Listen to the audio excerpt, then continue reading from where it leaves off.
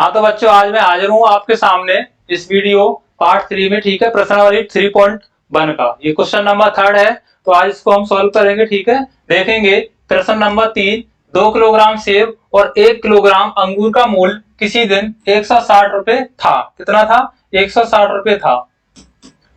एक महीने बाद 4 किलोग्राम सेब और 2 किलोग्राम अंगूर का मूल्य 300 रुपए हो जाता है। इस स्थिति को बीजगणितीय तथा ज्यामितीय रूप में क्या करना है? इसको व्यक्त करना है। तो यहाँ हमें 2 किलोग्राम सेब और 1 किलोग्राम का टोटल मूल्य जो है वो कितना दिया गया है? 160 रुपए। ना तो हमारे सामने 1 किलोग्राम का मूल्य पता है सेब का और ना ही 2 किलोग्राम का। तो हम इसको क्या करेंगे? मानेंगे कि 1 किलोग्राम सेब का और 1 किलोग्राम अंगूर का मूल्य जो है x और y है। तो यहाँ लिखेंगे माना 1 किलोग्राम सेब का मूल्य बराबर x रुपया है। ठीक है, इसी प्रकार से 1 किलोग्राम अंगूर का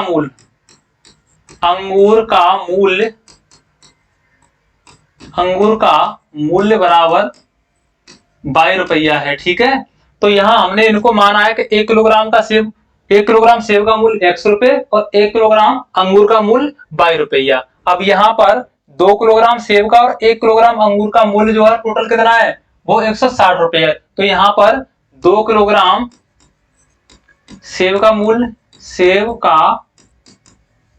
मूल्य बराबर 1 किलोग्राम का अगर x रुपया है तो 2 किलोग्राम में हम x का गुणा करेंगे, यानी 2 किलोग्राम का ज्ञात करने के लिए 2 का गुणा कर देंगे x के साथ। तो 2 किलोग्राम सेब का मूल्य निकल के आ जाएगा 2x रुपया। ये 2 किलोग्राम सेब का मूल्य आ गया 2x रुपये। ठीक है, इसी प्रकार से हम 1 किलोग्राम अंगूर का मूल्य, तो 1 किलोग्राम अंगूर का मूल्य तो 22 रुपया है, इसको तो हमने 22 माना है। ठीक है, टोटल कितना? 160 रुपए। तो अब हम प्रश्न के अनुसार लिखेंगे कि 2 किलोग्राम सेब का प्लस 1 किलोग्राम अंगूर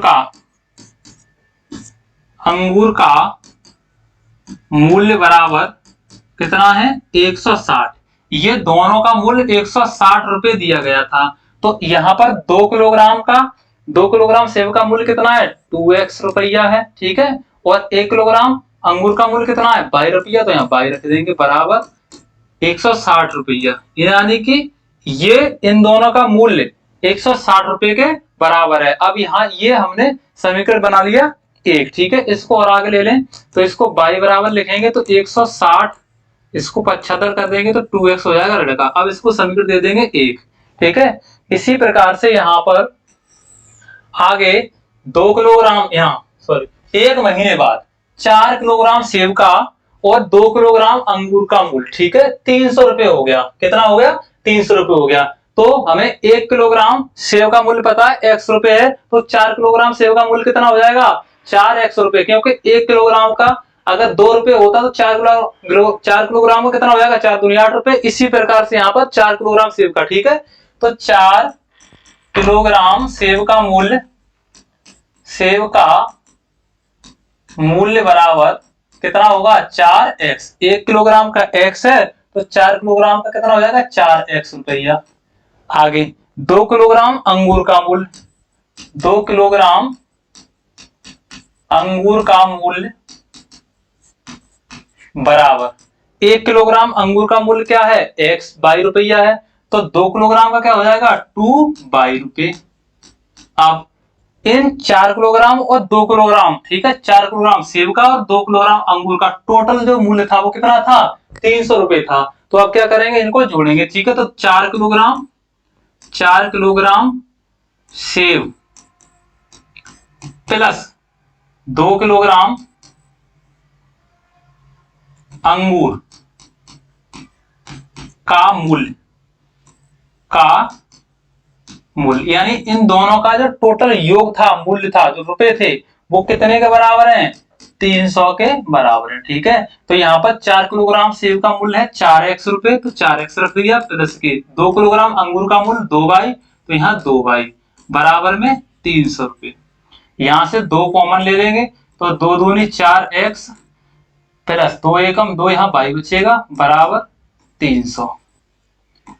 2 से काट देंगे 150 बार, ये कट जाएगा। तो यहाँ 2x plus by equal to 150, ये कितना आ गया 150। ठीक है, अब यहाँ हम अगर बाई का मान निकालें इसके लिए भी तो 150 इधर से हो जाएगा ऋण के 2x, ये समीकरण 2 आ गया हमारे लिए।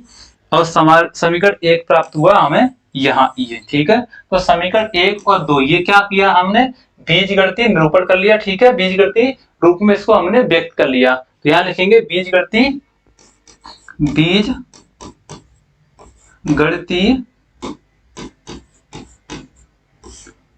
समीकरणों के रूप में। ठीक है, तो यहाँ बीजगणितीय समीकरण है।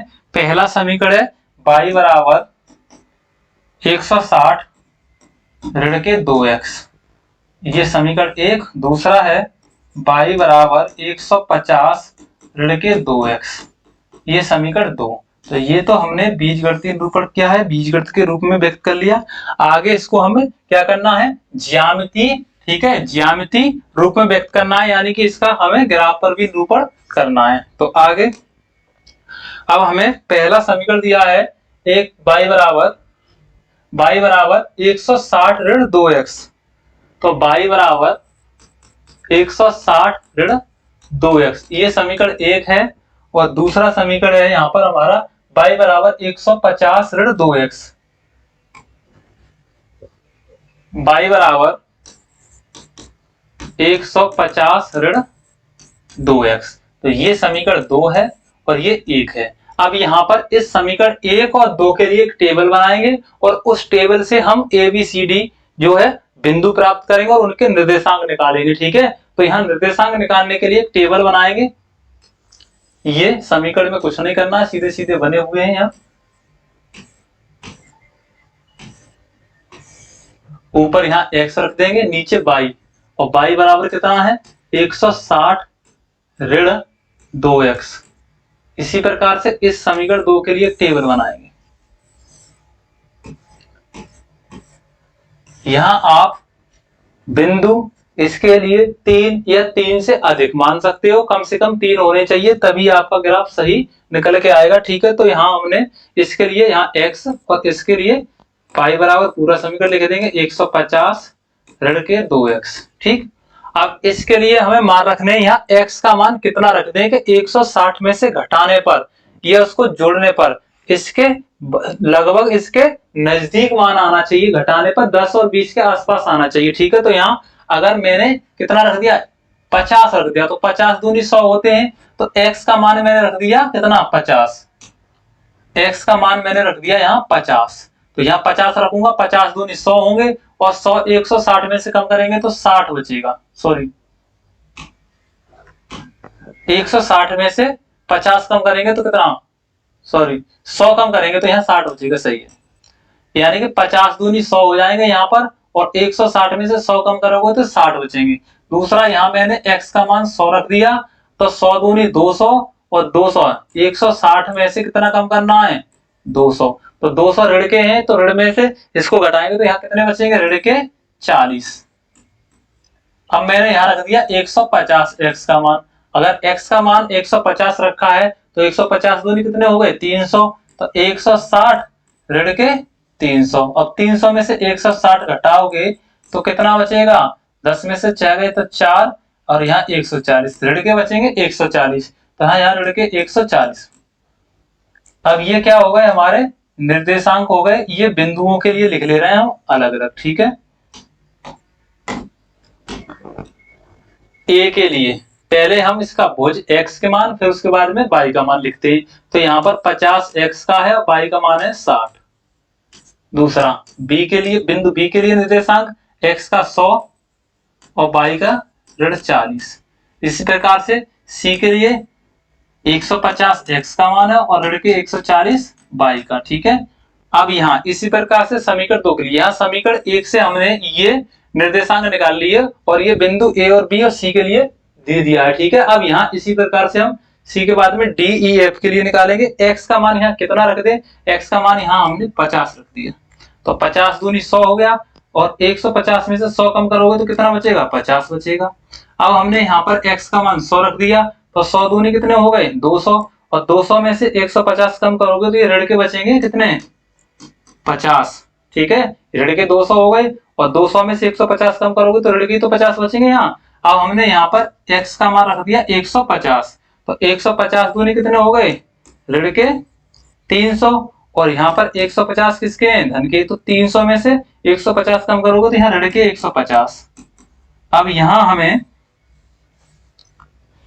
सी के बाद में डी, बिंदु डी के निर्देशांक प्राप्त हुए 50,50, ई के निर्देशांक हुए 100,50, एफ के निर्देशांक हमें प्राप्त हुए 150 ऋण 150, 150 ऋण 150, तो ये एफ के लिए। अब इनको हमें इस ग्राफ पर क्या करना है, प्रदर्शित करना है, ठीक है। तो बिंदु ए के लिए 50,60 लेना है, 50,60, तो एक्स अक्ष पर हम धनात्मक जाएंगे और वाई अक्ष पर भी हम दोनों धनात्मक जाएंगे। तो पहला भुज दूसरी कोटि होती है, एक्स अक्ष पर 50 जाएंगे, 50 ये रहा, और 60 जाएंगे वाई अक्ष पर, तो 60 ये है, ये 60 और ये 50, तो यहां आकर ये क्या हुए, मिल गए, ये बिंदु ए के निर्देशांक हो गए 50,60। दूसरा, अब यहाँ इनको लिखें या ना लिखें कोई दिक्कत नहीं, ठीक है। ए के लिए ये हो गया ए। दूसरा, बी के लिए 100 ऋण 40, तो एक्स अक्ष पर तो 100 चलेंगे ये, और वाई अक्ष ऋणात्मक है, तो वाई अक्ष ऋणात्मक है तो ऋण 40 नीचे चलेंगे, तो वाई अक्ष ये है ऋणात्मक, इस चीज पर यहाँ 100, ये इसके लिए निर्देशांक आ गए बी की। तो बी का मान है, बिंदु है, बिंदु बी के जो निर्देशांक है 100, ऋण 40, तो ये हो गए। सी के लिए चलेंगे 150, ऋण 140, तो सी के लिए 150 तो एक्स अक्ष पर चलेंगे, 150 ये है, और 140 वाई अक्ष पर चलेंगे तो ऋणात्मक नीचे जाएंगे, 140 ये का। अब यहाँ इस सीध में, यहाँ 150 की सीध में ये जो आए हैं किसके लिए आए, बिंदु सी के लिए, ठीक है। बिंदु सी के यहाँ पर निर्देशांक मिलना है। अब इसके लिए हमें तीनों बिंदुओं पर क्या खींचना है, एक रेखा ड्रॉ करनी है, ये यहां से तीनों बिंदुओं से गुजरती हुई एक रेखा हमने यहां पर ड्रॉ की, ठीक है।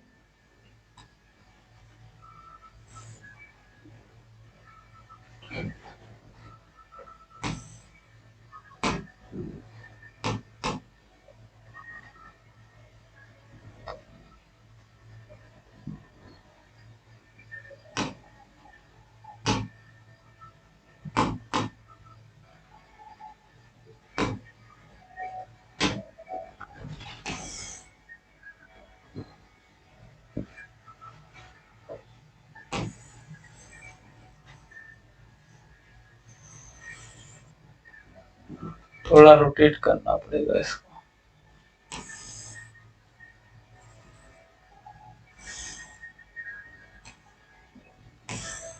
तीनों बिंदुओं से जाती हुई रेखा खींचेंगे आप, ये तीनों बिंदुओं से, ठीक है। तो यहाँ तीनों बिंदुओं से जा रहा है ये, इसको हम किसके लिए खींचा है, इसको ये समीकरण 1 के लिए खींचा हमने। समीकरण 1 हमारा y बराबर क्या था, 160 ऋण 2x, इसके लिए हमने ये ग्राफ बना लिया, ठीक है। दूसरा देख रहे हैं हम डी के, बिंदु डी के निर्देशांक है 50,50, तो x अक्ष पर भी 50 जाएंगे, y अक्ष पर भी 50 जाएंगे, 50 ये गए, और x अक्ष पर 50 तो ये है, तो यहाँ आ गए हम।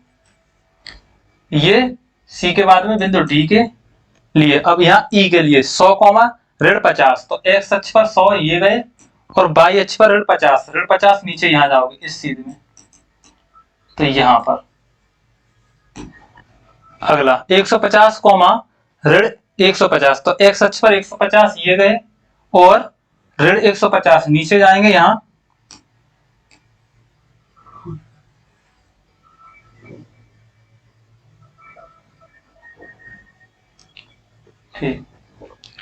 यहाँ ऋण 150, x अक्ष पर 150 तो ये चले आए सीधे, और यहाँ ऋण 150 तो ये इस सीध में आ गई, तो ये यहाँ पर आ गए। ये हैं हमारे, ये डी के और ये ई के लिए, बिंदु ई के यहाँ पर निर्देशांक मिलेंगे और यहाँ पर एफ के निर्देशांक, ठीक है। तो ये अब इसके लिए भी ग्राफ ड्रॉ करना है, ठीक है।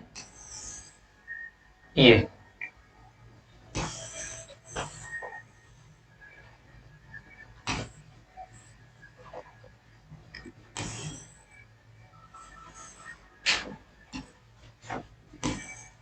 यहाँ इससे मैच करता हुआ पूरे तीनों से मिलता हुआ जाएगा।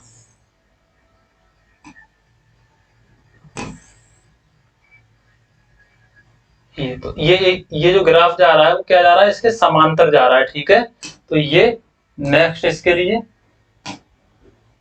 यहाँ ये जो ग्राफ बनाया वो किस समीकरण के लिए बनाया, दूसरे समीकरण के लिए, y बराबर 150 ऋण 2x। तो यहाँ y बराबर 150 ऋण 2x के लिए ये वाला ग्राफ है और इसके लिए ये वाला ग्राफ है, ठीक है। तो ये क्वेश्चन का था, इसका हमने ग्राफी निरूपण कर लिया। तो यहाँ इसके लिए धन्यवाद, ठीक है।